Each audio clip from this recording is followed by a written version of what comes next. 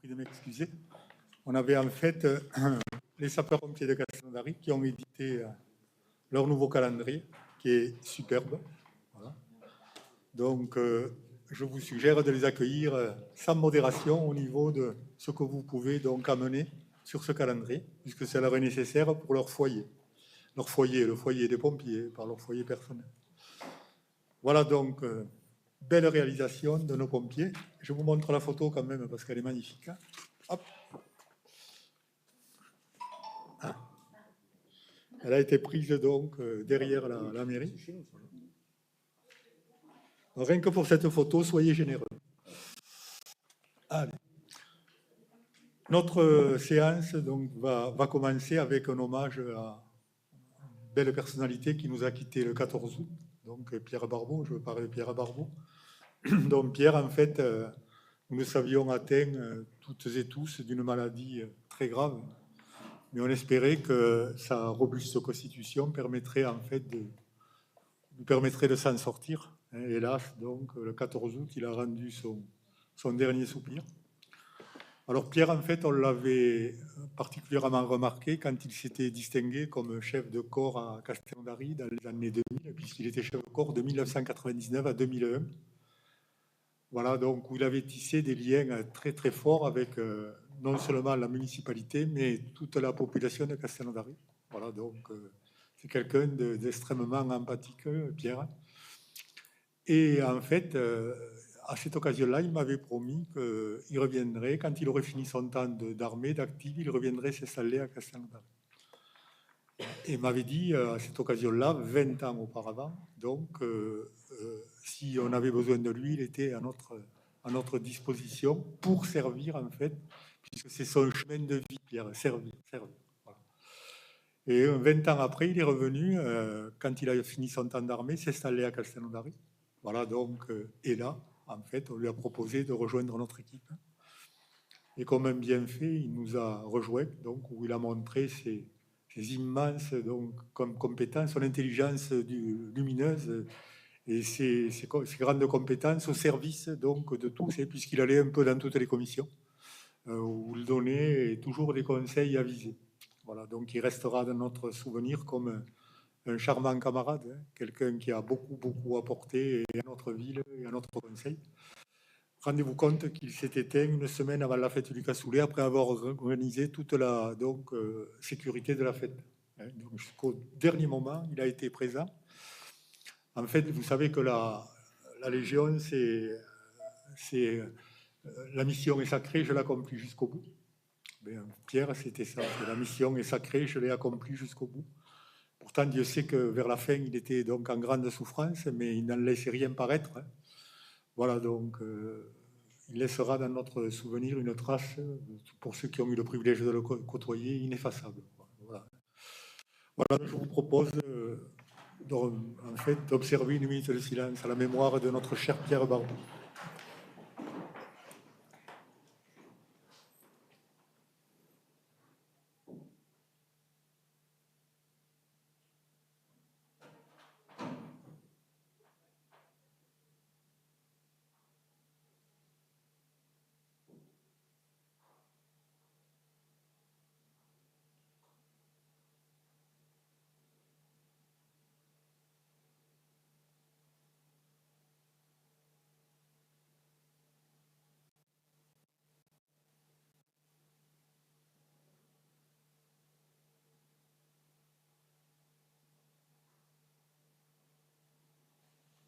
Je vous remercie.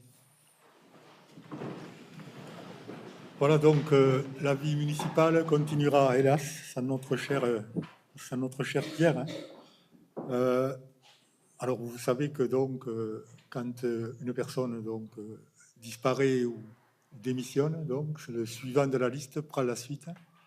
Et là, donc, en l'occurrence, c'est Nadia, donc Ouliac, qui va monter donc d'un cran et devenir conseillère municipale à partir de ce moment-ci, Nadia.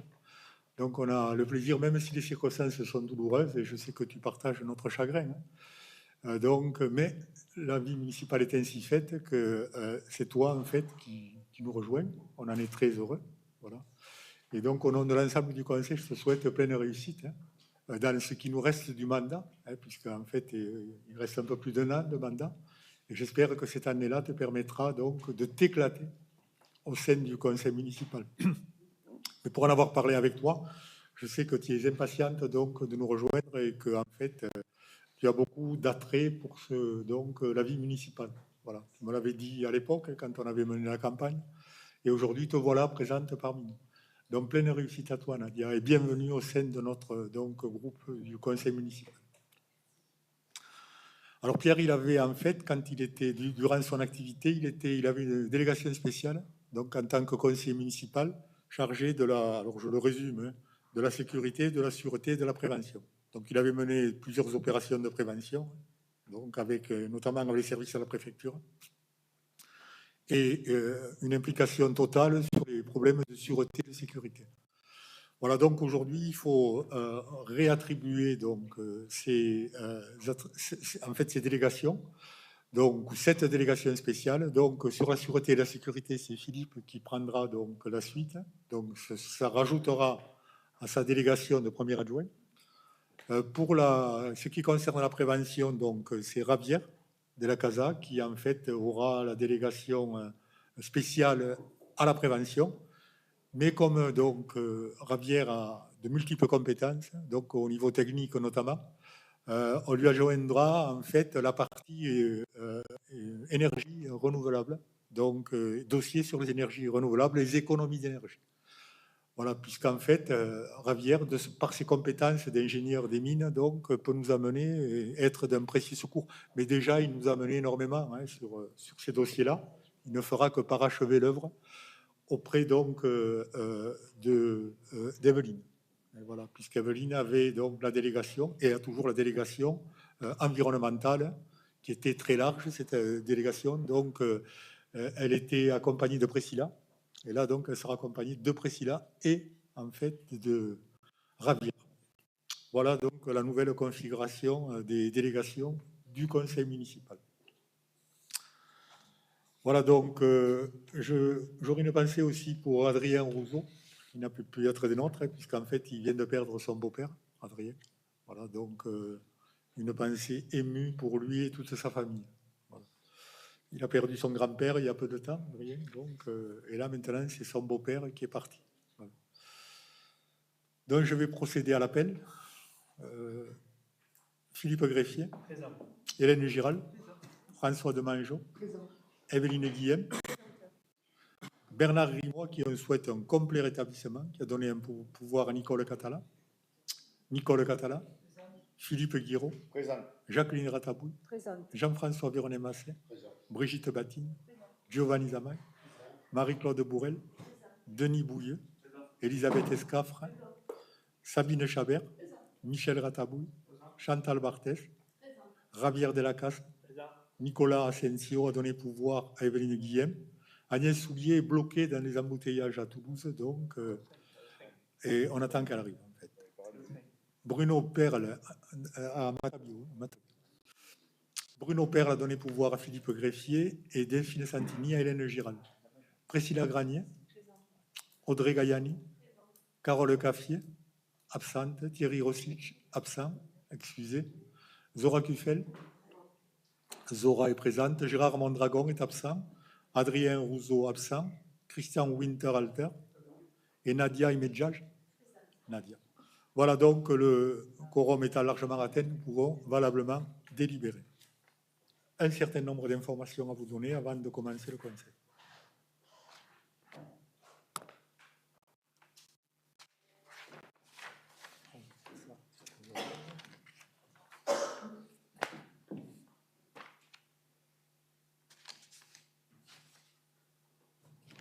Donc, nos plus affectueuses pensées accompagnent également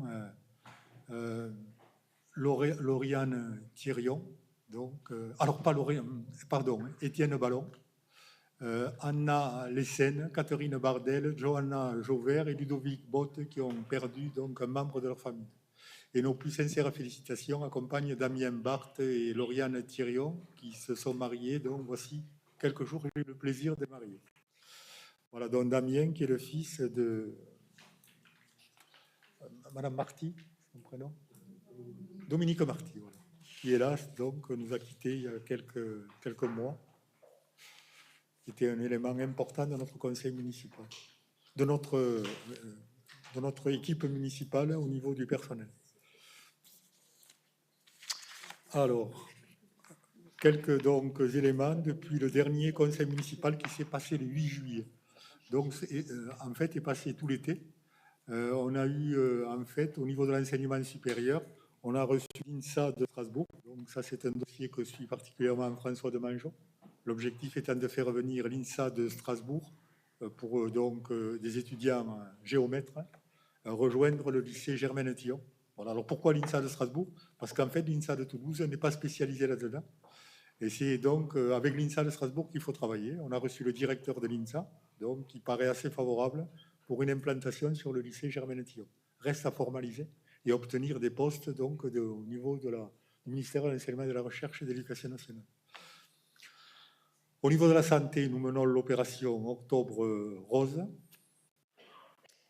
avec donc en figure de proue Jacqueline, voilà, dans les Jacqueline en fait, et Ratabouille et Bessé. Voilà, sur le sport, on a eu donc, tout cet été en fait une semaine entière donc, vouée au championnat de France de pétanque, ce qui a amené plus de 1500 personnes sur la ville de Castelnaudary. Voilà donc, et puis on a suivi aussi l'arrivée de l'Aude Handisport le 20 septembre, qui a été une grande réussite, ma chère Nicole.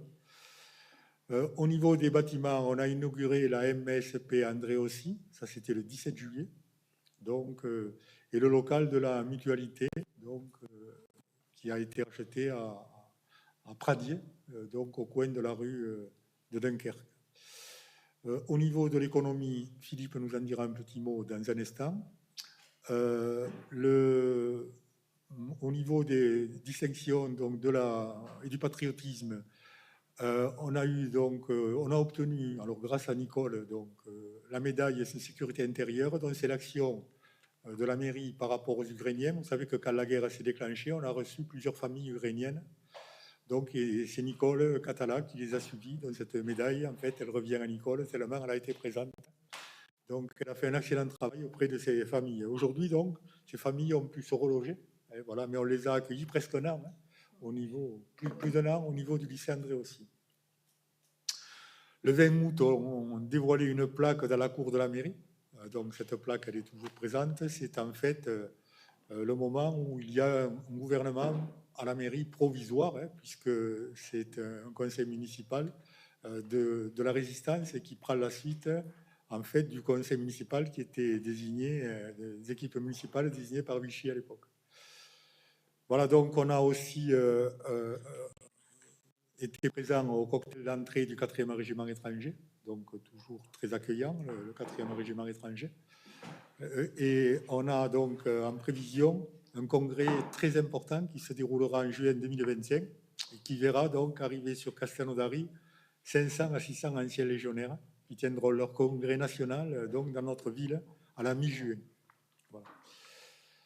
Sur la culture, donc un grand succès des 2 séances donc, de ciné plein air, donc ma chère Hélène. Également du festival ciné d'Aki, où on a eu le plaisir de recevoir Julie Gaillet. Voilà, donc les Journées du patrimoine ont également été une grande réussite. Et que dire de l'inauguration de la saison théâtrale, puisqu'on a déjà 290 abonnements. 314. Combien? 314. Ah ouais, mais alors moi, la dernière truc que j'avais, c'était 290. 314 abonnements au niveau donc, du théâtre. Voilà, donc ça veut dire ça, c'est des personnes qui ont retenu 6 en moyenne 6 spectacles. Voilà, ce qui est un succès considérable, mais c'est pas étonnant. Quand, si vous avez assisté à l'inauguration, en fait, de cette saison théâtrale, ça a été un grand succès. Voilà, donc c'était une très belle présentation. Et puis on a un programme extrêmement varié, éclectique, donc de grande qualité. Voilà, et surtout très abordable, quoi, il faut le dire aussi. Parce que la moyenne, c'est quand on est abonné, c'est 10 € le spectacle. 10 €, vous allez à Toulouse, vous payez 50 € pour voir les mêmes artistes. À l'Évêque, il est aujourd'hui à théâtre, donc sur comédie à la télé. Il passe ce qui va passer ici. Si vous voulez le voir, ne le regardez pas, attendez de le voir ici. Ça passe sur comédie actuellement. Alors au niveau des animations de l'été, le 14 juillet, le festival donc polynésien, les marchés nocturnes, mon cher Philippe, une grande réussite aussi, les concerts Hélène donc tout l'été, la fête du cassoulet. Alors donc c'eût été une grande réussite si le samedi soir on avait pu donc à faire venir les 10 000 personnes qui devaient venir. Mais bon, cela dit, ça a été une fête très réussie, hein, alors que c'était une fête qui était à très haut risque pour nous, hein, puisqu'on n'avait pas en fait de moyens de sécurité. Et ça a à un moment donné mis donc en doute cette fête. Et donc on a conventionné avec une équipe donc, qui est venue nous accompagner sur cette fête qui a été très performante. Ce qui fait que donc cette fête s'est bien déroulée, aucun incident à signaler. Voilà, donc une fois encore, l'affluence était au rendez-vous. La rentrée des classes, eh bien, que dire de la rentrée des classes? Un effectif stable. Voilà, donc on a 900 enfants répartis à 600, je vous le fais donc 600 sur l'élémentaire et 300 sur les maternelles. Voilà, donc ça c'est pour le service, pour le public, et à peu près donc un peu plus de 100 sur l'école privée Jeanne d'Arc. Si bien qu'on scolarise tous les jours 4500 enfants, stagiaires, apprentis sur la ville de Castelnaudary. 4500. Voilà donc tout ce que je voulais vous dire. Je donne la parole à donc Philippe, ça me permet de mettre de l'ordre dans mes papiers, parce que là je ne sais plus où j'en suis. Donc il va vous parler d'économie, il va se régaler. Il y a 5 minutes, Philippe, pour nous présenter tout ce qui s'est passé au niveau de l'été, au niveau économique, et je sais qu'il y a des choses à dire. Juste, tu m'arrêtes quand il faut prendre le cours normal du conseil municipal. Merci, monsieur le maire. Alors, quelques éléments effectivement sur l'actualité économique de notre territoire. Alors, pour commencer à parler commerce, vous avez ici au Carrefour Central les travaux qui sont engagés pour l'installation de nouveaux commerces à la place donc, de l'ancien primeur qui a fermé. Ensuite, donc, des chantiers en cours. Vous avez notamment sur donc, l'avenue des Pyrénées, on a la fin des travaux d'installation de GS Meca qui s'est développé, qui a doublé sa surface de travail en rachetant une partie du bâtiment qui finit ses aménagements. Un petit peu plus bas, vous avez Jean-Louis Emerick. Jean-Louis Emerick, c'est un chef d'entreprise de Limoux qui avait repris il y a quelques années déjà les moulins d'Arius et qui donc a racheté les anciens bâtiments Escourou. Donc c'est ce grand bâtiment noir qui est en train d'être construit au petit rond-point dit de l'ancien Intermarché. Voilà, donc là les travaux vont être finis dans quelques semaines. Nous avons aussi l'avancée assez spectaculaire de l'aménagement de l'ancien abattoir de Castelnaudary, donc sur lequel sont en train d'être aménagées des surfaces de stockage pour les industriels, mais aussi des box pour les particuliers, et puis des terrains qui seront proposés à la vente pour des cellules commerciales dont certaines ont déjà trouvé preneur. Sur le parc Nicolas Appert lui-même, je vous invite à y passer, faire un petit peu le tour. Vous allez voir que nous avons une unité qui est déjà quasiment terminée, qui concerne l'entreprise Millet, qui fabrique des portes et fenêtres, des huisseries, donc qui est déjà quasiment arrêtée, puisque en fait, le début de production devrait être à la fin du mois d'octobre. Nous avons aussi une autre entreprise plus familiale, qui est les établissements Martinoli, qui sont en train de s'installer au fond de la zone derrière la crèche, qui est une unité qui fabrique des pièces pour l'usinage industriel. Donc elle fournit à la fois des petites pièces pour notamment plasticule, comme l'aéronautique, comme donc des industries plus lourdes. Nous avons aussi en cours, là je vous invite d'aller vers la route de Villa-Savary, et vous allez voir que donc, les 6 hectares de terrain que nous avons vendus au groupe Algo pour la manufacture donc, sont en train d'être aménagés. Les premiers terrassements sont en cours. Et nous avons là donc 3 unités représentant chacune 350 agents qui vont sortir de terre. Nous en sommes la première actuellement, et nous avons déjà une cinquantaine de personnes qui sont formées, qui commencent à travailler au sein donc des anciens bâtiments, du bâtiment de l'ancien lycée André aussi. Parallèlement à ça, nous avons délivré un permis de construire à une société qui s'appelle LIM, qui est aujourd'hui qui a une unité basée aujourd'hui à Revel, qui à Revel fait la logistique, mais qui ici fera de la production et de la logistique. C'est notamment des matériaux de construction tels que les rails pour le placo. Et nous avons notre permis de construire déjà attribué pour un siège social d'une entreprise devant le Twickenham, et donc une procédure de préagrément pour 2 autres entreprises, l'une qui vient de Sifour, dans le Var, voilà, qui fait donc de la découpe au laser de plaques métalliques, voilà, et une autre qui est installée aujourd'hui sur le parc et qui est en train de faire donc ses déclarations ICPE pour faire sa 4e extension sur le parc Nicolas Appert. Et puis le travail toujours en cours sur l'unité de la station hydrogène, pour lequel les démarches administratives sont en cours aujourd'hui. Le terrain est vendu en entrée de bretelle autoroute, et qui devrait nous permettre, dans l'année qui vient, s'il n'y a pas de retard administratif, de pouvoir avoir l'une des premières stations-service hydrogène énergie propre du département. Voilà, rapidement dit les différentes. Je sais que j'en oublie une, mais ça me reviendra.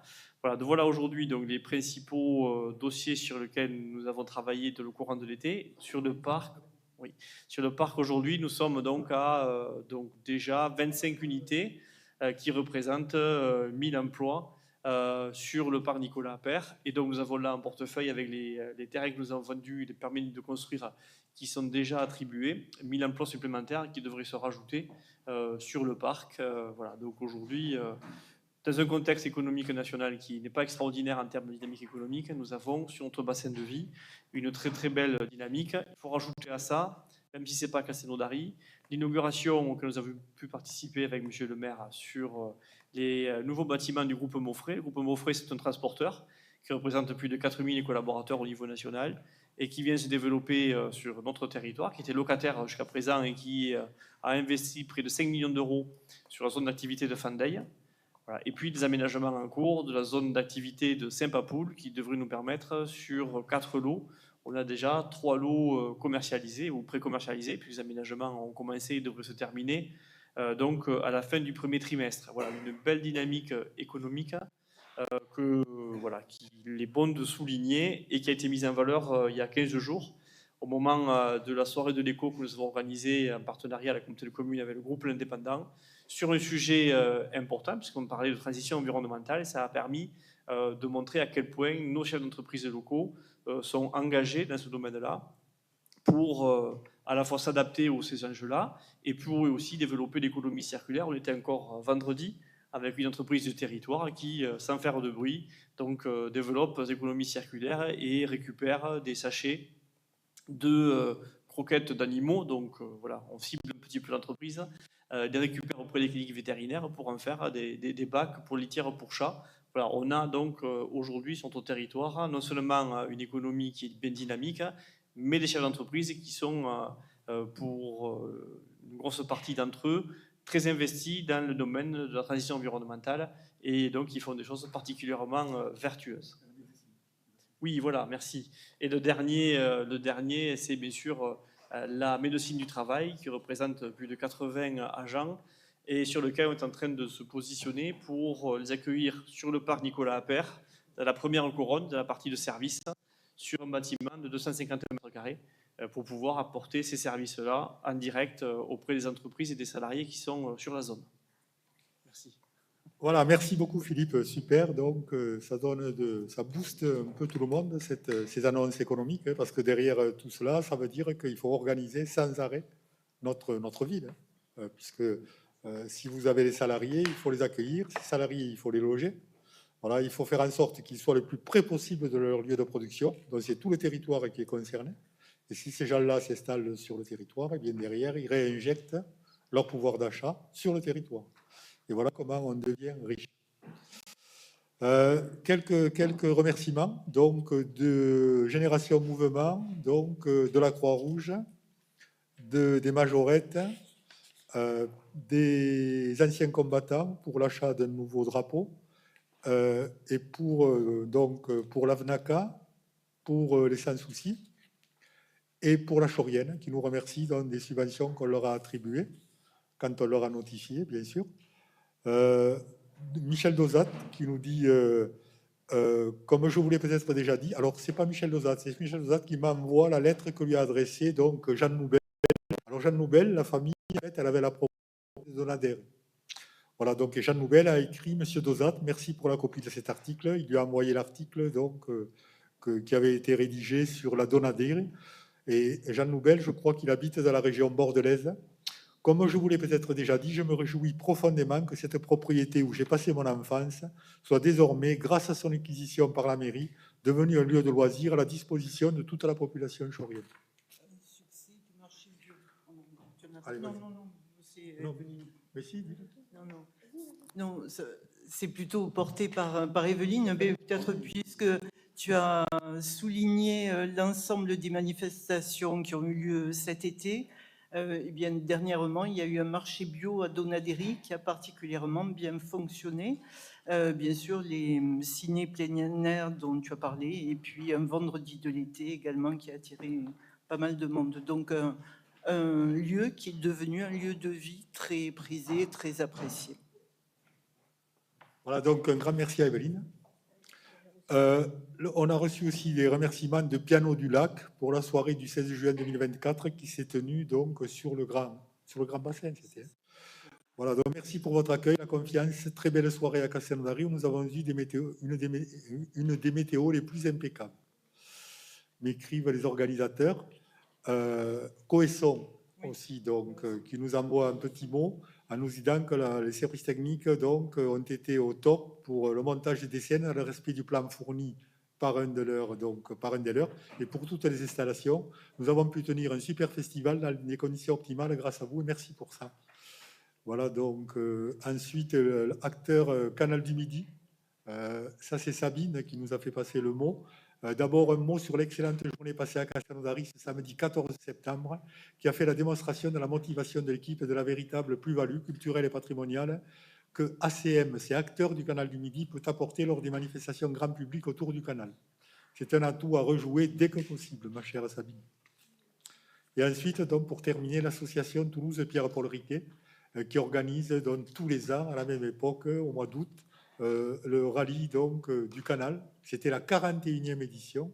Et depuis l'origine, on les reçoit donc à Castelnaudary, où ils partagent un moment de convivialité. Et là, en fait, ils avaient étendu leur donc, rallye à 2 équipages handi-valides. Et voilà, donc, ces 2 équipages, donc, sur 14 embarcations, il y en avait 2 qui considéraient handi-valides. Et ça, c'est le travail que fait Nicole Catala, elle la sable, donc au bénéfice des personnes en situation de handicap. Un immense merci à toi, Nicole. Voilà, donc, on a fini toutes les informations que je pouvais vous donner. J'ai eu le temps de mettre un peu d'ordre parce que Philippe, il avait beaucoup de choses à vous dire.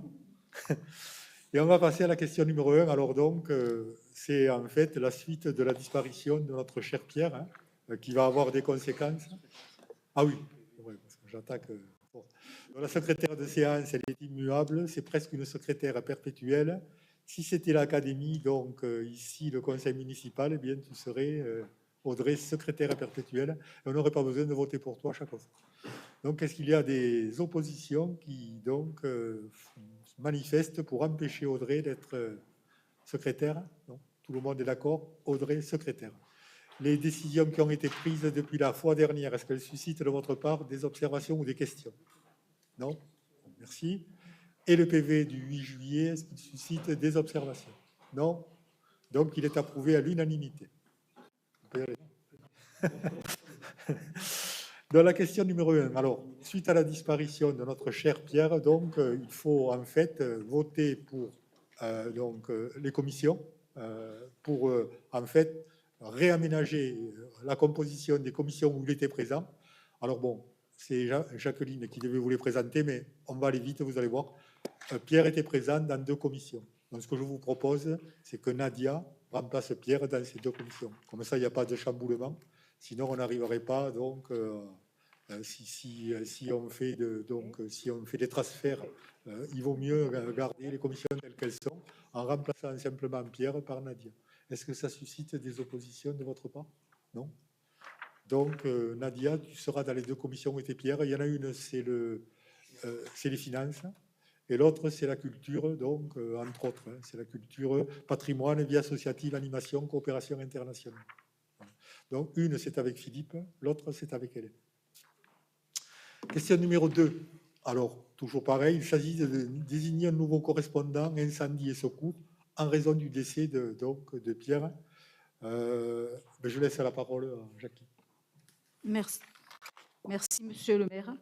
Bonsoir à toutes et à tous. Effectivement, comme l'a dit monsieur le maire, il s'agit de désigner un correspondant incendie et secours pour prendre la suite de l'action menée par Pierre Barbeau.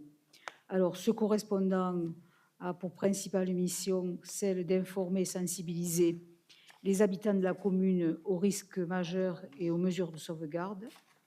Celle également de mettre en œuvre des obligations imparties à la commune en matière de planification et d'information préventive. Donc, monsieur le maire vous propose de désigner Javier de la Casa en charge de la délégation en matière de prévention et monsieur le maire, suite à cette désignation, communiquera le nom de ce correspondant incendie aux représentants de l'État dans le département ainsi qu'au président du conseil d'administration du SDIS. Très bien. Donc, bienvenue à toi, Javier, donc, dans cette commission que Pierre avait ô combien animé et donc fait connaître au niveau de tout le département de l'Aude. Est-ce qu'il y a des oppositions, des abstentions? Donc, c'est approuvé à l'unanimité. Question numéro 3, il s'agit donc des conventions relatives à la gestion des logiciels de gestion des assemblées délibérantes, puisqu'on est sur un renouvellement, mon cher Denis.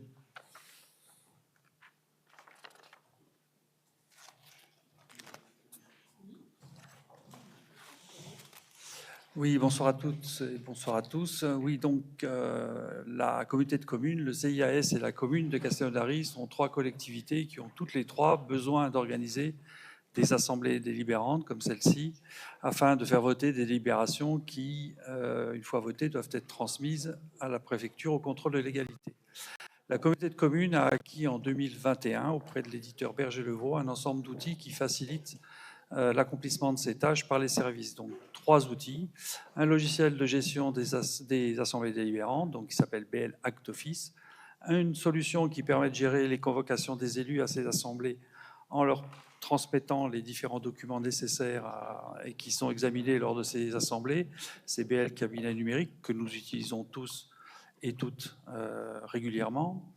Et troisième outil, un abonnement à un tiers de télétransmission qui est donc un tiers qui est agréé pour transmettre les délibérations votées de façon dématérialisée au contrôle de légalité de la préfecture. Et ça s'appelle Bless Act. Donc, en 2021, une convention a été signée entre la communauté de communes, la commune et le CIAS, pour définir les conditions de mise à disposition de ces outils. Donc, cette convention arrive à échéance cette année. Il faut donc la renouveler. Cette convention prévoit en particulier le tableau de répartition des coûts entre les trois collectivités qui utilisent. Donc, il nous est donc demandé ici d'autoriser monsieur le maire à signer cette convention avec la communauté de communes et le CIAS et à effectuer toutes les démarches nécessaires et signer tous les documents se rapportant à cette délibération. Voilà.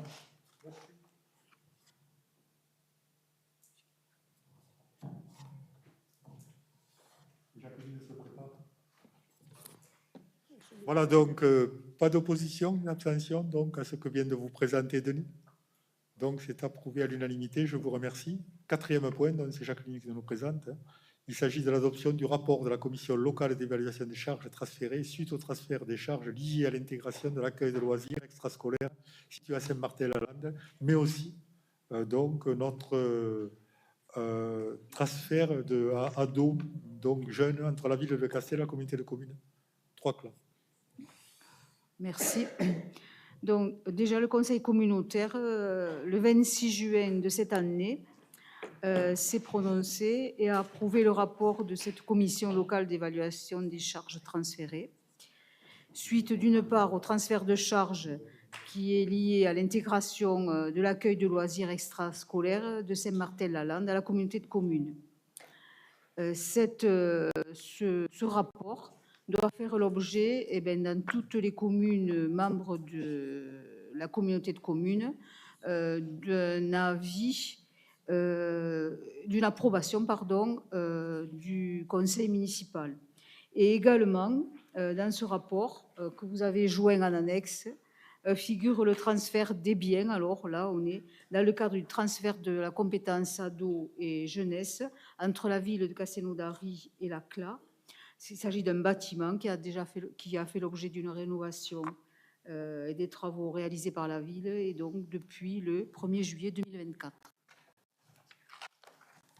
Voilà, donc est-ce qu'il y a des questions? C'est purement administratif et technique, hein. Donc, qui s'oppose, s'abstient, donc c'est approuvé à l'unanimité. On passe donc à une question financière, une décision modificative du budget de la ville que vous présente Philippe Greffier. Merci. Donc, décision modificative qui concerne 3 points différents. Le premier point, on le verra dans le courant de nos délibérations. Ce sont des investissements, des subventions d'investissement que nous avons perçues de la part de l'État pour accompagner des projets d'aménagement des écoles pour 23 300 €. On le verra un peu plus dans le détail tout à l'heure dans le courant des délibérations. Une autre concerne ce que nous faisons chaque année, c'est-à-dire la réversion des droits de place. Vous savez que pendant la fête du cassoulet, nous percevons des droits de place, et ces droits de place, nous les reversons au comité d'organisation. Donc c'est pour ça que vous voyez un entrée et un sortie 24 912 €. Et ensuite, la dernière modification est une modification qui est un ajustement par rapport au montant des recettes fiscales que nous avaient signifié les services de l'État au courant du premier trimestre. Vous savez, quand on vote le budget, on le vote sur la base des chiffres qui nous sont communiqués par la DGFiP sur ce que seront nos recettes fiscales sur l'année à venir. Or là, ils nous ont fait savoir qu'il y avait eu une erreur dans leur calcul d'un montant de 228 306 €, excusez du peu. Donc voilà, l'objet de cette délibération donc, est de corriger à la baisse. Vous voyez, comme ça, on nous invite à voter des budgets sur la base de sommes qui ne sont pas tout à fait correctes. Bon, voilà, donc dont acte, on corrige et on rectifie sur les dépenses, puisqu'en fait, on avait provisionné sur certains chapitres d'investissement des montants qui étaient donc supérieurs à la réalité des montants, donc on compense de cette façon-là. Alors, autant vous dire qu'on aurait aimé ne pas avoir à faire à cette décision modificative. Ça veut dire qu'on avait plus d'argent disponible, mais bon voilà, ce n'est pas un impact trop important sur nos équilibres budgétaires, mais c'est toujours regrettable de devoir rectifier a posteriori des éléments qui nous sont donnés au moment où on construit nos budgets. Est-ce qu'il y a des questions, des oppositions, des abstentions? Donc, c'est approuvé à l'unanimité. La question numéro 6, c'est Sabine qui nous la présente. Il s'agit de subventions exceptionnelles donc, à des associations. Oui, merci Monsieur le maire. Bonsoir Monsieur, dames. Bonsoir aux auditeurs. Donc, il s'agit de verser à l'association des anciens combattants victimes de guerre une subvention exceptionnelle de 500 € et les assurer donc d'un meilleur soutien et accompagnement pour l'achat d'un drapeau. Let's Dance, il s'agit d'un jeu d'écriture comptable de verser 500 € donc, et complément de la subvention exceptionnelle initiale et restant due à la compagnie. Là, c'est dans le sport, donc il s'agit de vous parler d'un exploit sportif. Fin août, un Chorien a participé au championnat d'Europe vétéran en Belgique, et plus exactement à Zolder, au badminton, vétéran de badminton. Alors, soutenu par le club de Castelnaudary, où Jean Gabard, puisque c'est de lui qu'il s'agit, a débuté sous la présidence de Gérald Level. Donc, nous avons répondu de la sollicitation du club et donc d'une dotation exceptionnelle du montant de 200 € et pouvoir répondre à un meilleur accompagnement de notre vétéran qui s'est bien battu, mais a perdu, je crois, de mémoire un quart. Voilà. La dernière lecture de la synthèse il s'agit du comité d'organisation. Ça, c'est une délibération que nous prenons chaque année. Donc, et comme à chaque année, nous portons aux voix donc, cette délibération pour le reversement des droits de place et mise à disposition du domaine public, donc pour les extensions de terrasses emplacement des marchés ou du marché. Et donc, pour une meilleure organisation et répondre du format juridique et administratif, ce sont les services de la mairie qui, en compétence pour ce jeu d'écriture comptable, donc encaissent et reversent donc le montant global au comité d'organisation pour la somme de 24 912 €. Donc, je demande donc à l'Assemblée de bien vouloir autoriser Monsieur le maire à signer tous les documents se rapportant à cette délibération et d'autoriser donc le versement de ces subventions exceptionnelles qui seront prélevées au budget vide 2024 sur l'article 65 748. Merci Sabine. Gabar, il a une autre particularité, c'est le fils de nos anciens profs de maths et de sciences. Son papa maths, sa maman sciences. Voilà, donc s'il nous écoute, on lui envoie nos plus profondes amitiés. Est-ce qu'il y a des oppositions, des abstentions? Donc c'est approuvé à l'unanimité. Question numéro 7, il s'agit d'un mandat spécial de déplacement à Maradi que nous présente Philippe Greffier. Merci, oui, vous savez qu'on est jumelé avec la commune de Maradi en Italie, et donc il y a des échanges fréquents avec eux. Ils sont venus récemment, notamment pour la fête du cassoulet, et cette année, à l'occasion de la fête de la châtaigneraie, traditionnellement, une délégation y va. Donc cette délibération a pour but de donner un mandat spécial aux membres de cette délégation, qui n'est pas tout à fait paritaire, puisque donc, outre Philippe Guiraud qui accompagne Monsieur le maire, donc on aura Nicole Catala, Hélène Giral et Sabine Chabert. Voilà, donc il y a un léger d'équilibre paritaire. Oui, c'est pour ça que j'ai dit, mais en dehors de toi, il n'y a que 2 hommes pour 3 femmes. Voilà, ainsi va la vie. Voilà, et donc cette délibération fixe mandat spécial pour ces élus pour y aller, en précisant qu'effectivement, le déplacement qui se fait en avion est pris en charge par les élus eux-mêmes qui se paient le billet d'avion. Et donc, forcément, là-bas, il y aura vraiment la nécessité de louer un véhicule pour se déplacer. Voilà, et donc c'est ces tarifs-là, donc de location de véhicules, voire de restauration, qui seront pris en charge par la commune dans le cadre de ce mandat spécial. Donc nous vous demandons de nous représenter le plus dignement possible auprès de nos amis de Maradi. On ne doute pas que ce sera bien fait. Et en plus, bon, quand même, ce voyage il sera marqué par un moment émouvant, hein, puisqu'on vient d'apprendre la disparition de l'épouse de l'ex-maire de Maradi, donc Paolo Bassetti, qui a perdu son épouse Fedora, enfin pour ceux qui la connaissaient, et j'étais cela, qui était une personne adorable, donc qui est partie brutalement, donc il y a moins d'un mois. Voilà. Donc notre voyage sera chargé d'émotions. Voilà.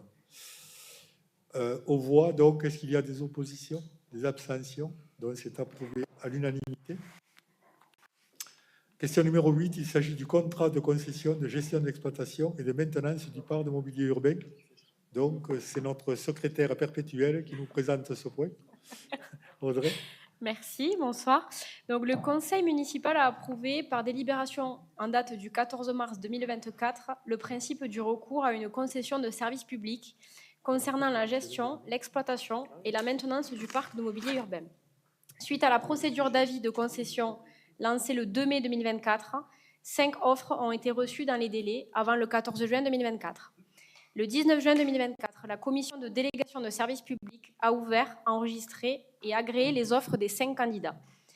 Le 20 septembre 2024, un rapport de présentation établi conformément à l'article L. 1411-7 du Code général des collectivités territoriales a été communiqué à l'ensemble des conseillers municipaux, soit plus de 15 jours avant la date de réunion du conseil municipal. Il est rappelé que les missions et prestations à assurer par le délégataire consistent en la gestion, l'exploitation et la maintenance du parc de mobilier urbain de la ville.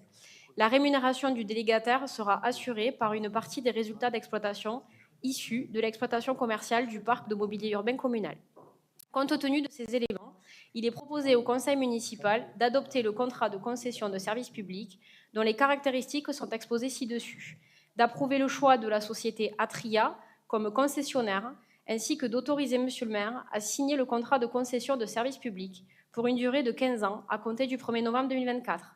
Il est proposé à l'Assemblée de retenir la société Atria, dont le siège est situé à l'Union, d'approuver le contrat de concession tel que décrit ci-dessus, de décider, au vu des documents qui lui ont été communiqués, de désigner Atria comme concessionnaire de service public et d'autoriser Monsieur le maire à signer le contrat de concession de service public avec la société Atria pour une durée de 15 ans à compter du 1er novembre 2024. Très, très belle présentation, Madame la secrétaire perpétuelle. Donc, est-ce qu'il y a des questions? Des oppositions?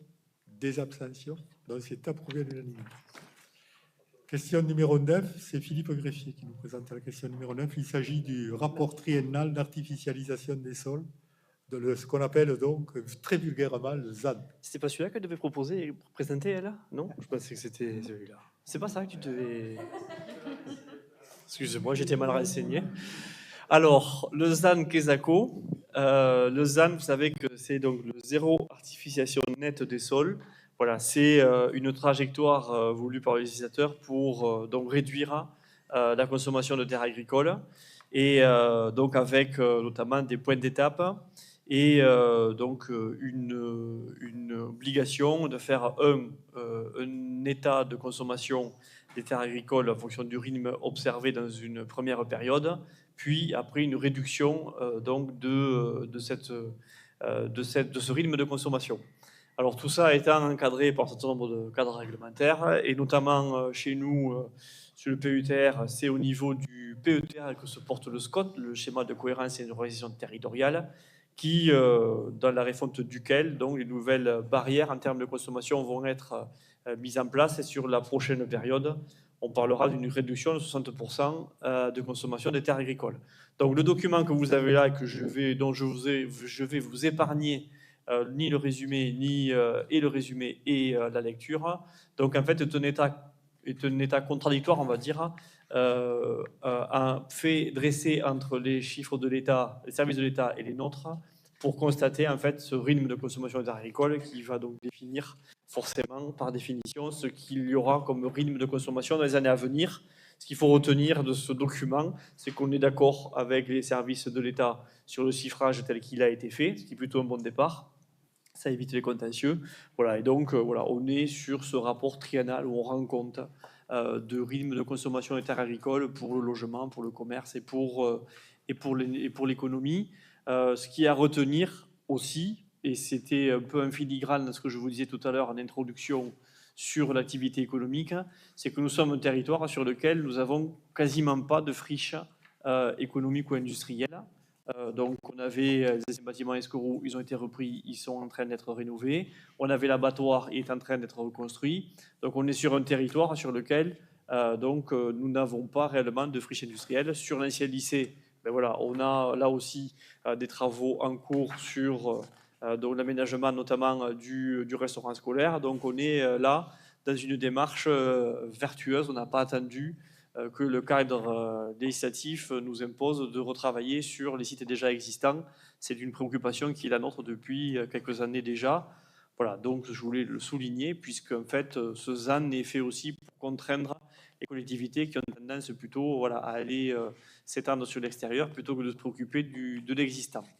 Donc voilà, je vous passe les chiffres. S'il y a des questions particulières, je veux bien y répondre. Et sachez que voilà, on est sur un point d'étape entre les services de l'État et nos services sur le rythme de consommation. On est d'accord sur le diagnostic et donc on avancera au même rythme avec les services de l'État pour les années à venir. Voilà, merci Philippe. Donc, est-ce qu'il y a des questions? Pas de questions. Donc, je mets aux voix. Qui vote contre? S'abstient. Donc, c'est approuvé à l'unanimité et je vous en remercie. Question numéro 10, c'est Philippe Guiraud qui nous présente la question numéro 10, donc sur l'aide à l'implantation commerciale en cœur de ville. Oui, merci Monsieur le maire. Oui, effectivement, on avait l'AIC, donc l'aide à l'implantation commerciale, et compte tenu du contexte économique difficile de certains commerces sur la ville, sur l'hypercentre, nous avons décidé de porter cette aide d'implantation commerciale de 12 à 18 mois. Donc, il est donc proposé au conseil municipal d'approuver la modification du règlement d'attribution de l'aide à l'implantation et d'autoriser Monsieur le maire à signer le règlement annexé à la présente. Merci Philippe. Est-ce qu'il y a des questions, des oppositions, des abstentions? Approuvé à l'unanimité et je vous en remercie. On passe donc à la délibération numéro 11, donc toujours Philippe qui nous la présente. Il s'agit là de l'aide à l'implantation commerciale au profit d'une entreprise, enfin, oui, d'un commerce. D'un commerce donc, qui s'appelle la librairie Boucherie. C'est Monsieur Dantan qui est situé donc place de Verdun. Donc à ce jour, ce sont 21 commerces qui ont bénéficié de cette aide depuis le début de l'opération, soit un montant global de 45 916 €. Donc cette subvention est attribuée donc à M. Tantan, une aide mensuelle de 250 € qui représente donc la librairie Boucherie à compter du 1er novembre, et ce pendant 18 mois. Donc il est précisé que ces dépenses seront inscrites au budget de la commune. Voilà, monsieur le maire. Merci Philippe. Donc, est-ce qu'il y a des oppositions? C'est classique, hein, puisque ça fait déjà pas mal de commerces qu'on installe. 21. Donc, pas d'opposition, d'abstention, donc c'est approuvé à l'unanimité. Donc, Ravière va nous présenter le programme d'intérêt général de lutte contre la précarité énergétique de l'Aude. Voilà le premier dossier énergétique, mon cher Ravière. Merci, monsieur le maire. Monsieur le maire informe le conseil municipal que le département de l'Aude, l'État et l'ANA ont mis en place un programme d'intérêt général de lutte contre la précarité énergétique sur le territoire du département de l'Aude, à l'exception des périmètres couverts par un dispositif opérationnel d'amélioration de l'habitat privé. Il rappelle que par les délibérations du 11 décembre 2023, le conseil municipal a approuvé la mise en place d'aides destinées à l'ensemble des propriétaires privés du logement sur l'ensemble du territoire communal, sans condition de ressources et ayant obtenu le règlement d'une aide publique pour des travaux d'efficacité énergétique et d'énergie renouvelable réalisés du 1er décembre au 31 décembre 2024. Monsieur le maire sollicite du conseil municipal l'autorisation de procéder à la signature de l'avenant numéro 4 au programme d'intérêt général de lutte contre la précarité énergétique sur le territoire du département de l'Aude 2022-2024 pour y intégrer la participation de la commune. Très bien. Il est proposé au conseil d'autoriser monsieur le maire à signer l'avenant du programme. Il y a des questions, des oppositions, des abstentions. Donc, c'est approuvé à l'unanimité. Je vous en remercie. On passe donc à la question numéro 13. Et pour donc 2 questions, François Demangeau est à l'ouvrage. Le premier, c'est le portage foncier Narcissou et le rachat anticipé des parcelles à l'EPF d'Occitanie. Oui, merci Monsieur le maire. Bonsoir à tous et à toutes. Donc, dans le cadre de cette délibération, il s'agit de continuer à déployer la stratégie de la commune par rapport au développement et à la maîtrise du foncier en vue de l'habitat. Puisque là, on est sur le secteur de Narcissou, comme on l'a dit à plusieurs reprises. En zone périphérique, le seul secteur de développement de la commune du point de vue de l'habitat, c'est l'axe ouest-est.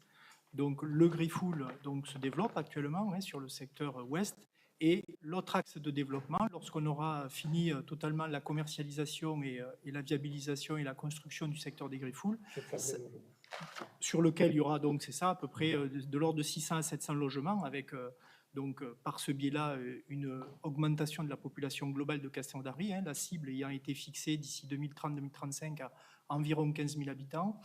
Eh bien, en fait, on aura à investir le secteur de Narcissou, qui est situé entre le fameux secteur de Donadéry dont on a parlé précédemment, et la route qui va donc vers Pexura et qui est un prolongement naturel d'un axe qui est l'axe sud-est de la ville de Castelnaudary. Voilà, donc pour pouvoir déployer cette stratégie, il faut maîtriser le foncier. La municipalité a développé différents outils. Actuellement, il y a une convention opérationnelle qui a été réalisée entre la commune et l'établissement public foncier d'Occitanie. Donc, vous le savez, on est membre du conseil d'administration, puisque cet établissement, c'est lui qui est spécialisé et compétent dans ce qu'on appelle le portage foncier, c'est-à-dire c'est lui qui va pouvoir réaliser les acquisitions foncières pour des collectivités, dont notre ville et plus largement pour le territoire intercommunal. Voilà, donc, eh bien, effectivement, l'EPF a fait l'acquisition, vous le voyez, d'un certain nombre de surfaces. Donc la surface qui vous a été donnée, c'est un peu moins de 8 hectares, pour une somme d'un peu plus de 400 000 €. Donc on rappelle que ce sont donc des terres agricoles. Donc la municipalité a commencé à rembourser l'EPF par anticipation. Donc il y a déjà 330 000 € qui ont été versés. Donc il faut verser la part complémentaire, un peu plus de 70 000 €. Donc ce qui est important quand même dans cette délibération, au-delà de cet élément financier technique qui est important, c'est surtout que par ce biais-là, la municipalité se garde la possibilité de maîtriser son foncier et de développer un programme sur ce secteur quand on en aura le besoin, et tout en respectant le cadre ZAN qui a été rappelé par Philippe Griffier. C'est un exercice qui n'est pas si simple, mais qui va permettre à la commune de continuer à développer sa zone d'habitat, y compris en périphérie, puisqu'on sait très bien que reconstruire la ville sur la ville, ce qu'on fait, de la rénovation en centre ancien, ne suffit pas pour pouvoir continuer à accueillir l'ensemble des populations qui le souhaitent et à développer le territoire du point de vue de l'habitat. Voilà, monsieur le maire. Voilà, donc merci François pour cet exposé. Est-ce qu'il y a des questions? Des oppositions? Des abstentions? Donc c'est approuvé à l'unanimité. Tu continues donc François avec une convention préopérationnelle avec l'EPF Occitanie. Oui, tout à fait. Donc vous le voyez, hein, l'établissement public foncier d'Occitanie, c'est un partenaire très précieux pour notre ville, pour notre territoire. Bon, c'est vrai partout. Hein. Aujourd'hui, c'est un établissement très compétent sur les questions d'acquisition foncière, on l'a vu précédemment, mais y compris pour la réalisation d'opérations dans les centres anciens. Donc là, c'est complémentaire à ce qu'on a dit précédemment, mais c'est légèrement différent. Pourquoi ? Parce que quand on a des opérations à faire en centre ancien, vous vous rappelez notamment l'opération qui va démarrer au niveau de la construction dans les mois à venir, c'est-à-dire le secteur de l'hôpital Rempart, ceci n'aurait pas pu être fait sans la contribution de l'EPF Occitanie. Et pourquoi ? Parce que ce type d'établissement public foncier, hein, il y en a plusieurs en France, dont le nôtre, en fait, bénéficie de ce qu'on appelle un fonds de minoration foncière. C'est-à-dire que ce sont les seuls organismes habilités à se doter d'un fonds qui permet de compenser la différence entre le prix du foncier et le coût total de l'opération. Hein, aujourd'hui, quand vous regardez l'acquisition foncière en centre ancien et le coût de sortie d'une opération, il n'y a quasiment aucun organisme privé qui peut arriver à réaliser l'opération. Et donc, par ce biais-là, eh bien, l'EPF peut aider la commune, avec en général d'autres acteurs, par exemple des bailleurs sociaux, comme ça a été réalisé sur le secteur hôpital Rempart avec Alogea, à réaliser ces opérations. Donc ici, la délibération qui vous est proposée, c'est d'élargir le périmètre d'intervention de l'EPF Occitanie, donc à travers la convention préopérationnelle, au secteur de la rue du Collège. Parce que je pense que la plupart d'entre vous, ça ne vous a pas échappé. La commune a dû faire face donc, à des frais importants par rapport à la démolition, enfin à la chute de la façade du 14 rue du Collège. Hein, donc on n'avait pas c'était une vacance de propriétaire. Donc la commune a dû faire dans l'urgence et donc il est apparu nécessaire de pouvoir inclure ce périmètre-là dans ce périmètre où on va pouvoir avoir l'apport de l'EPF pour nous permettre, avec l'aide d'un bailleur social, de pouvoir reprendre ce type de projet. Ce type de projet à faire par des organismes privés, en plus c'est mitoyen avec d'autres immeubles, de l'argent public a déjà été investi, c'est très compliqué à sortir avec une opération privée. Donc en fait, en faisant appel à l'EPF sur ce secteur-là, ça nous permettra, notamment pour le 14 rue du Collège et peut-être pour d'autres, de pouvoir réaliser une opération publique de qualité. Voilà, monsieur.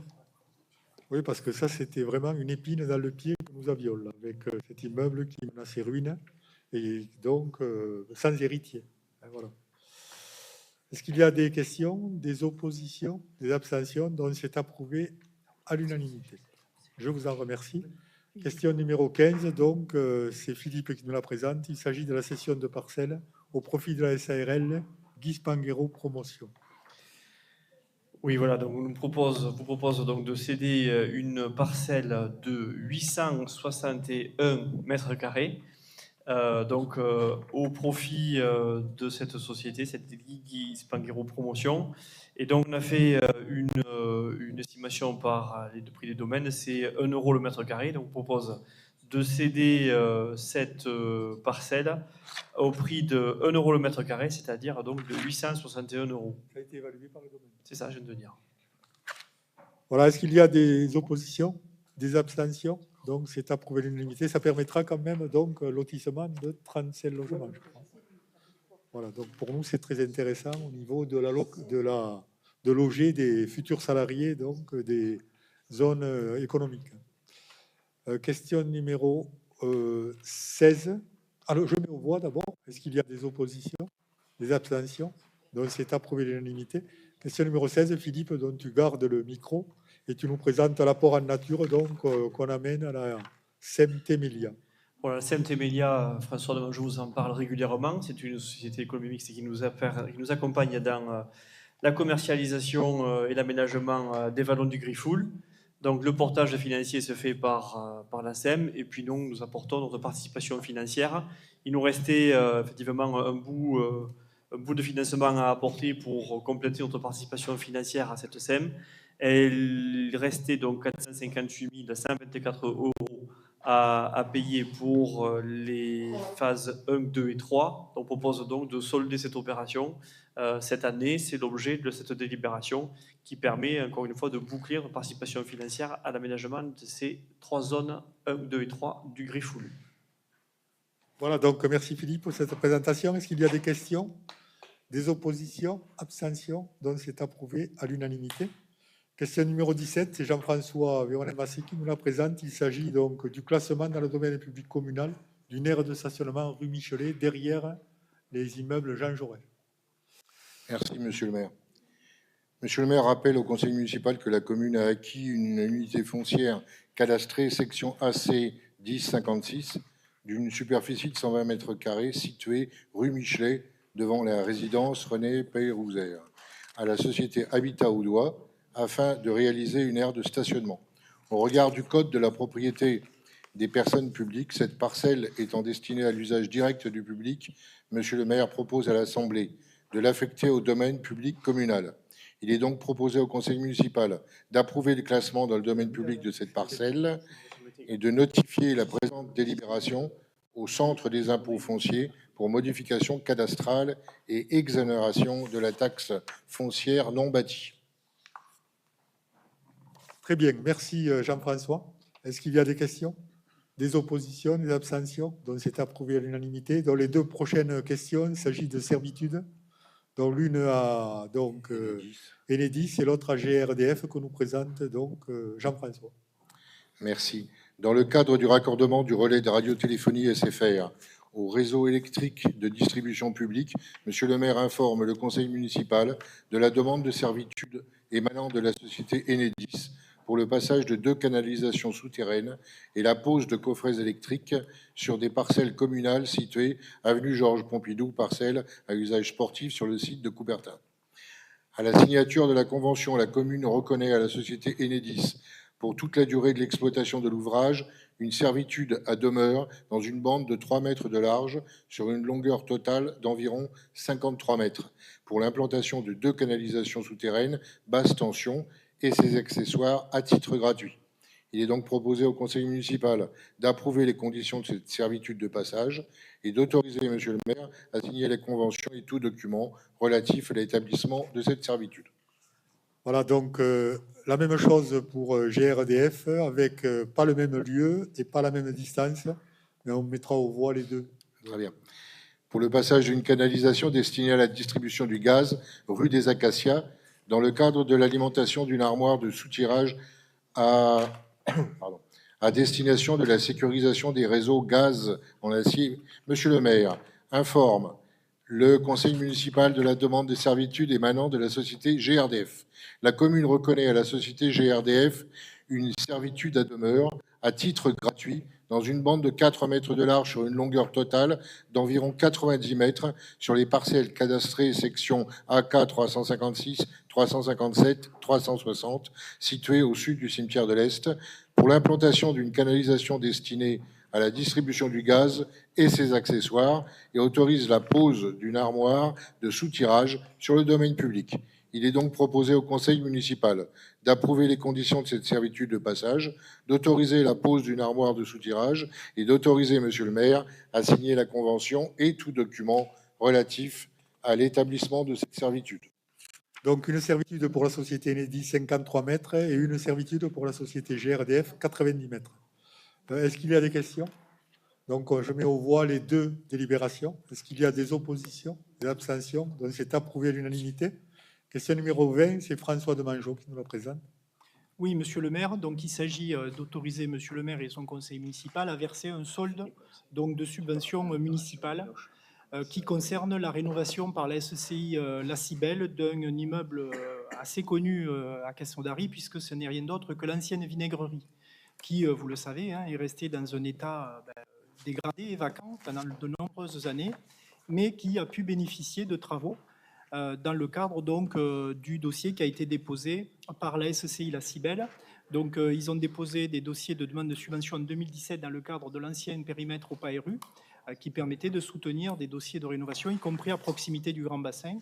Donc, vous avez typiquement sur ce type d'opération un montant subventionnable des travaux de à peu près 350 000 euros. Ça veut dire que le montant total des travaux, il est plus élevé que ça, au-delà de 400 000 euros.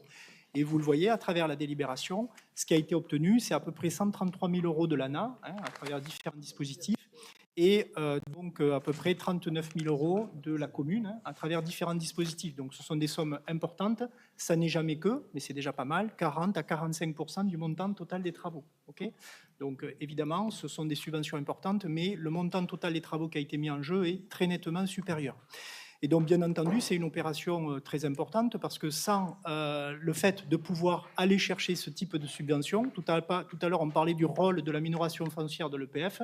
Aujourd'hui, on peut dire que sur ce type d'opération, c'est les aides cumulées de la commune et de l'ANA qui permettent de sortir de telles opérations. Donc, en fait, on voit qu'il faut pouvoir jouer soit avec les acteurs du public type l'EPF et des bailleurs sociaux, soit avec les aides publiques pour pouvoir réaliser ces opérations. Donc, en gros, il y a 5 logements qui ont été sortis. Ce sont des logements à loyer social, puisque le propriétaire bénéficie de subventions de l'État, donc il s'engage à louer pendant au moins 9 à 12 ans les appartements à loyer modéré. Voilà, monsieur le maire. Très bonne présentation, François. Est-ce qu'il y a des questions sur ce dossier particulier, mais qui est très très important pour notre urbanisme de la ville et l'esthétisme aussi? Parce qu'on avait un immeuble complètement abandonné qui veillait sur le Grand Bassin. Voilà, donc pas d'opposition, une abstention, donc c'est approuvé à l'unanimité. Michel Ratabouille va nous présenter le point 21. Donc, il s'agit d'attribuer les subventions au titre de la réhabilitation de façade. Merci, monsieur le maire. Monsieur le maire rappelle au conseil municipal la délibération numéro 2023-289 du 11 décembre 2023 relative à la mise en place d'une aide complémentaire sur l'ensemble du territoire communal pour accompagner les particuliers dans le cadre des travaux d'amélioration des performances énergétiques. Il donne la lecture du tableau de demande de paiement annexé et présente ayant reçu l'agrément de la ville. Il propose d'attribuer les subventions aux propriétaires concernés pour un montant de 10 241,92 €, conformément au tableau présenté en annexe, ce qui porte le montant total des subventions payées en 2024 à 18 283,49 € pour 4 immeubles. Il est proposé au conseil municipal d'approuver le dossier de demande de paiement déposé par Madame Millot, Fabienne et Monsieur Potard, Guillaume, et d'autoriser le maire à verser au titre d'aide aux travaux d'économie d'énergie les subventions figurant sur le tableau présenté en annexe. Cette dépense sera imputée au budget d'investissement de la ville, opération 9011, article 20 422. Dans un souci de grande rapidité, donc, Michel Ratabouille a sauté une question. Il nous a présenté la 22 à la place de la 21. Ah bon, excusez-moi. Oh. Non, mais c'est pas grave, Michel. Donc, la 22 a été présentée. Donc, si elle suscite des questions de votre part, allez-y. Sinon, je mets aux voix. Pas d'opposition, d'abstention. Donc, c'est approuvé à l'unanimité. Donc, il faut revenir à la question 21. Là, il s'agit donc de subventions sur la réhabilitation de façade. Tu nous as présenté, c'était celle qui était à Ravière de la Casse pour la subvention des travaux d'économie d'énergie. L'économie d'énergie, maintenant, c'est Ravière. Bon, c'est pas grave, Michel, tu la présentes à la 21 ou tu veux que je le fasse? La 21. À Ravière, allez Ravière, alors fais la 21.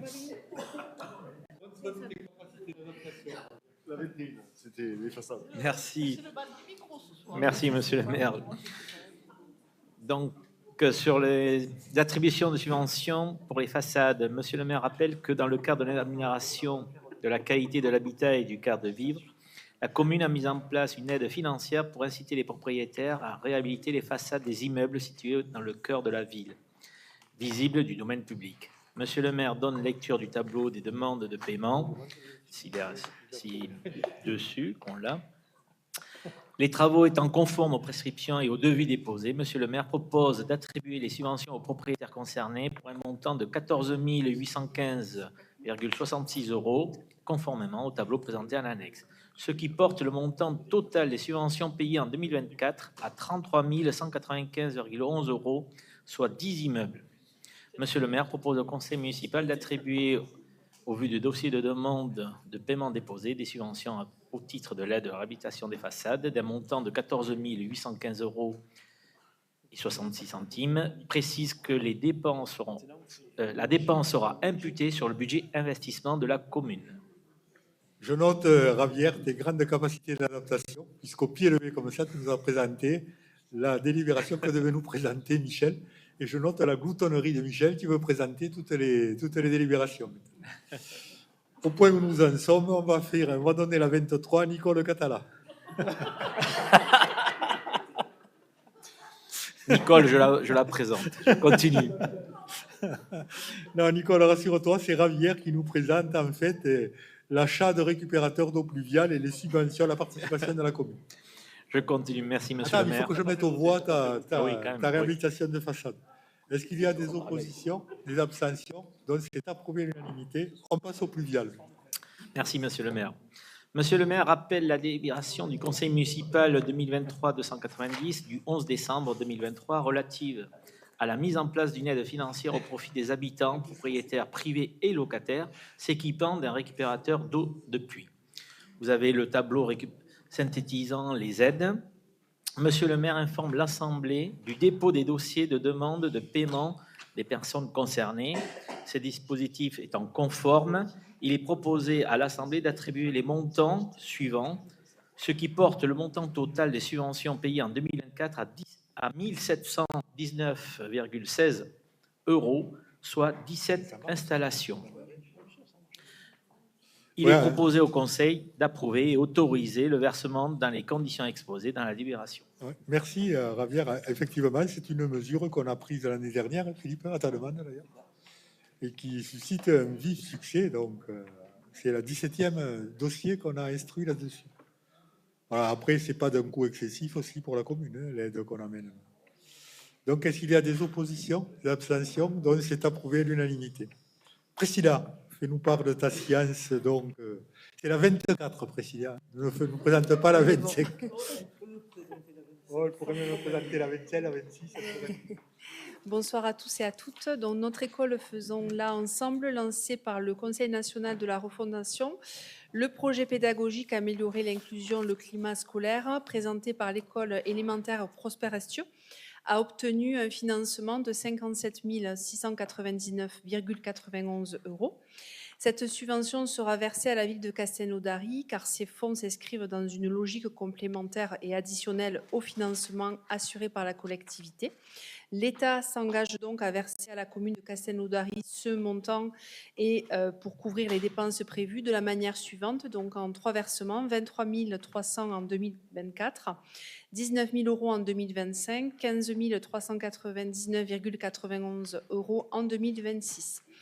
L'État verse à la commune la somme de 17 309,97 €, correspondant à une avance de 30% maximum de sa participation au projet à la signature de la dite convention.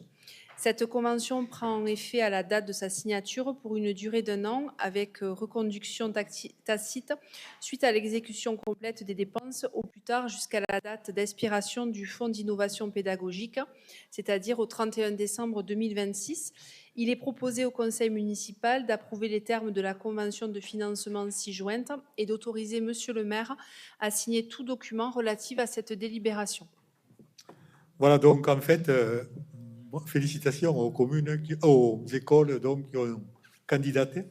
Il y a, à ma connaissance, donc, il y en a 3. Hein.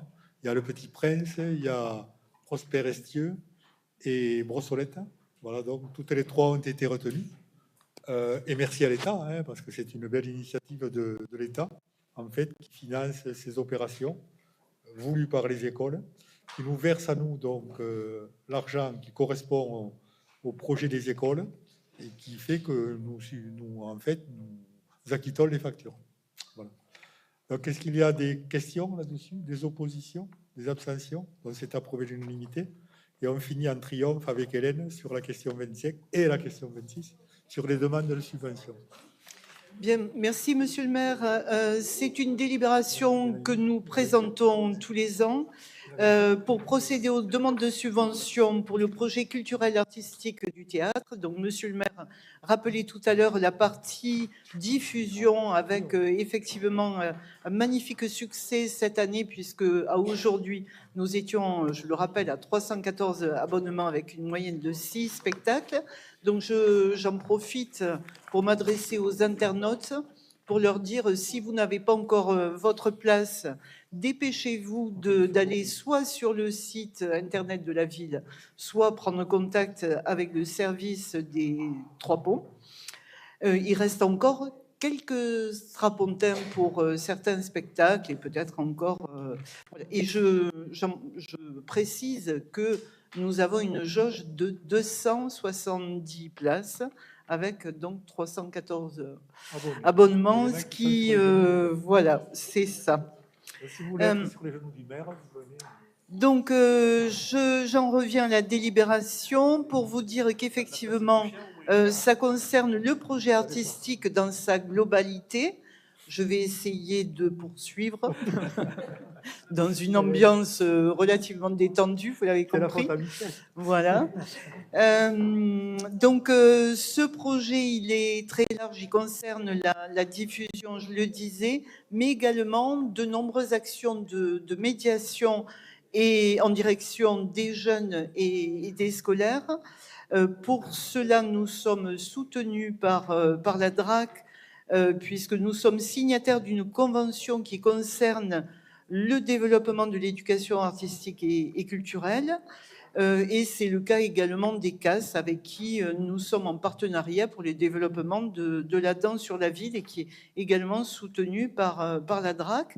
Et puis, il y a un soutien à la création où nous accueillons des compagnies en résidence soit de sensibilisation, soit de création. Et là, en particulier, les compagnies départementales ou régionales, ce qui nous vaut également un soutien de la part du conseil régional et du conseil départemental. Donc, c'est un coût total prévisionnel du budget de fonctionnement qui est de 435 490 €. Je passe le détail du plan de financement prévisionnel et il est donc demandé à l'Assemblée d'approuver le plan de financement ci-dessus.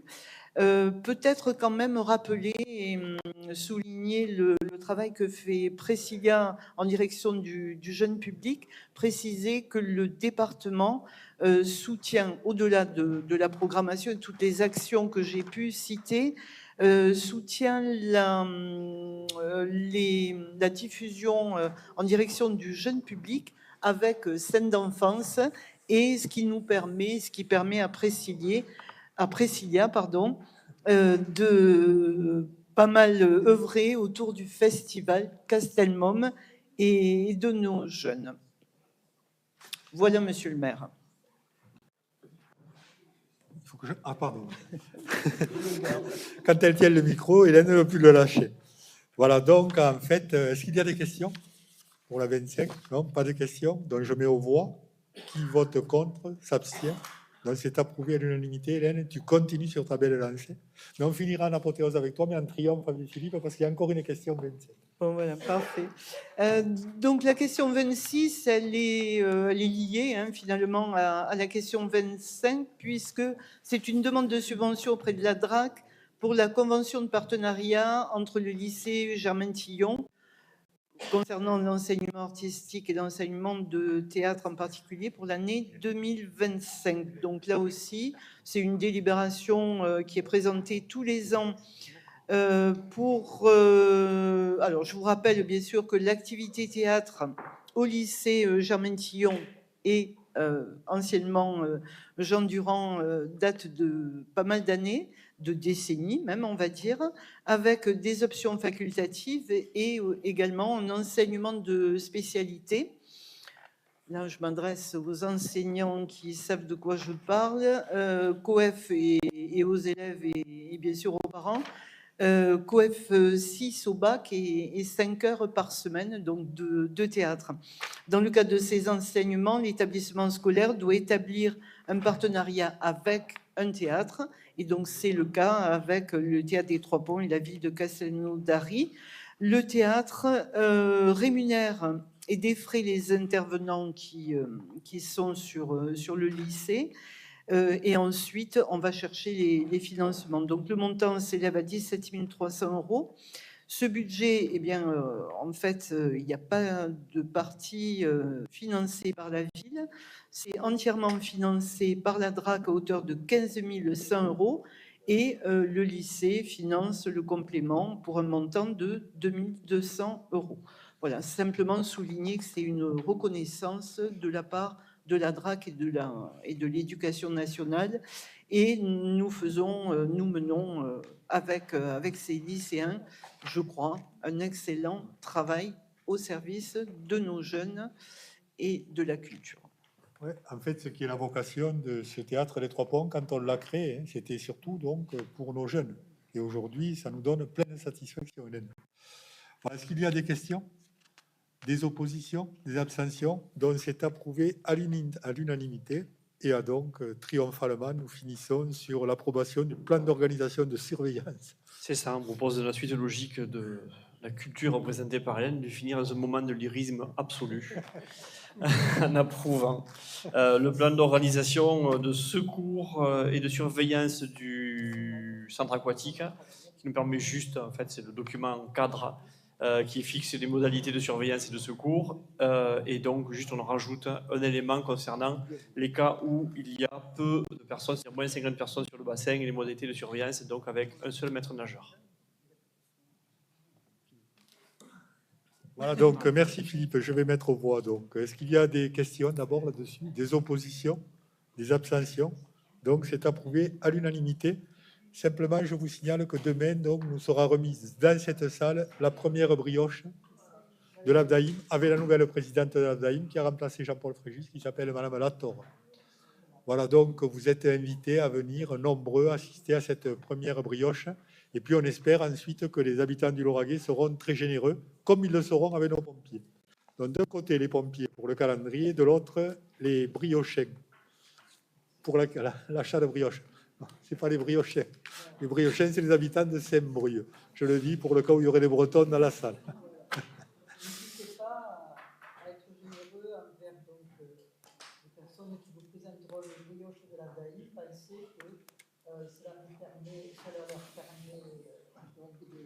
d'améliorer l'ordinaire de leur vie.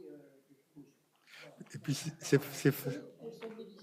c'est facile d'être généreux avec les brioches qui sont délicieuses chaque année. Voilà, donc merci à toutes et tous, et puis je vous souhaite une excellente fin de soirée.